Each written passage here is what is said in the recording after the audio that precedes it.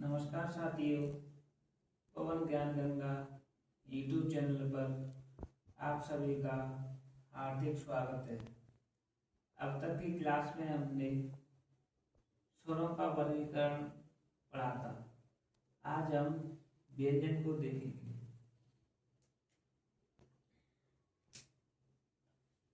पहले परिभाषा देखते हैं व्यंजन की, फिर उनके भाव को देखेंगे। वे वर्ण जो स्वरों की सहायता से बोले जाते हैं उन्हें व्यंजन कहते हैं। अर्थात वे वर्ण जिनको बोलने के लिए हमें स्वरों की सहायता लेनी पड़ती है, इनका स्वतंत्र रूप से उच्चारण नहीं किया जा सकता। कहीं ऐसे भी कह सकते हैं कि इनका उच्चारण स्वरों के बिना नहीं हो सकता, स्वरों की सहायता लेनी ही होती है। उन्हें क्या कहते हैं? व्यंजन कहते हैं। व्यंजन को 3 भागों में बांटा गया है। नंबर 1 स्पर्श व्यंजन, नंबर 2 अंतस्थ व्यंजन, नंबर 3 ऊष्म व्यंजन। अब एक एक करके इनको पढ़ेंगे। नंबर 1 पढ़ते हैं स्पर्श व्यंजन।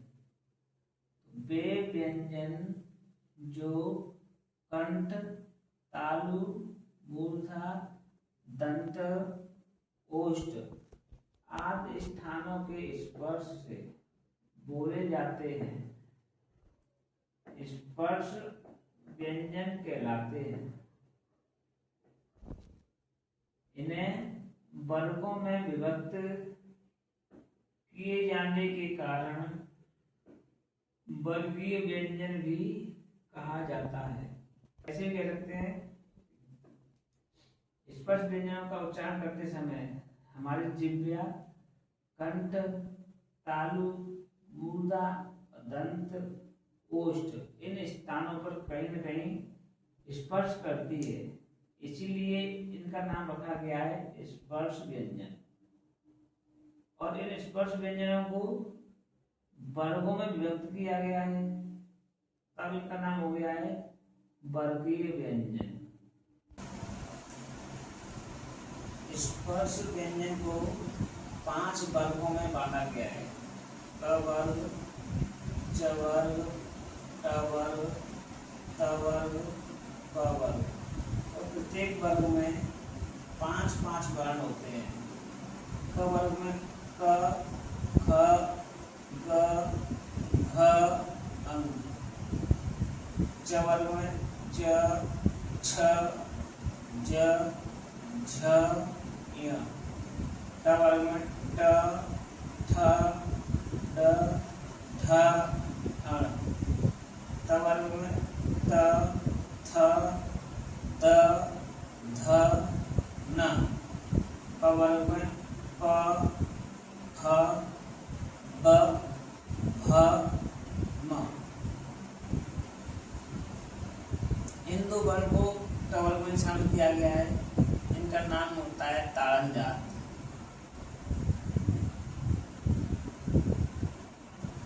या बोले तो उच्छिष्ट।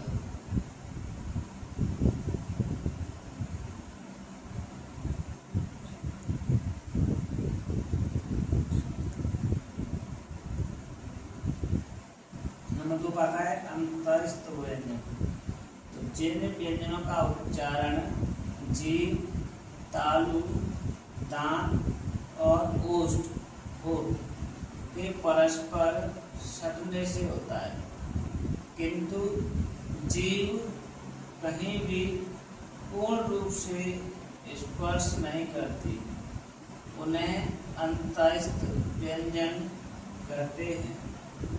मतलब इन व्यंजनों का उच्चारण करते समय जीभ, तालु, दांत और होठ के परस्पर सटने से होता है, आपस में मिलने से होता है, परंतु जीभ वो कहीं भी पूर्ण रूप से स्पर्श नहीं करती है।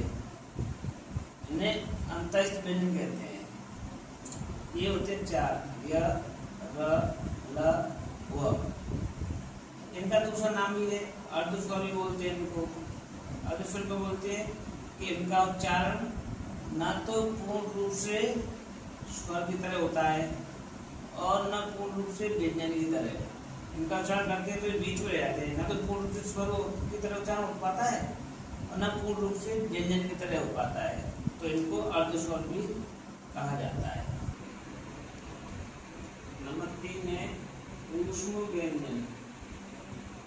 जिन व्यंजनों का उच्चारण करते समय वायु घर्षण या रगड़ के साथ बाहर निकलती है उन्हें ऊष्म व्यंजन कहते हैं।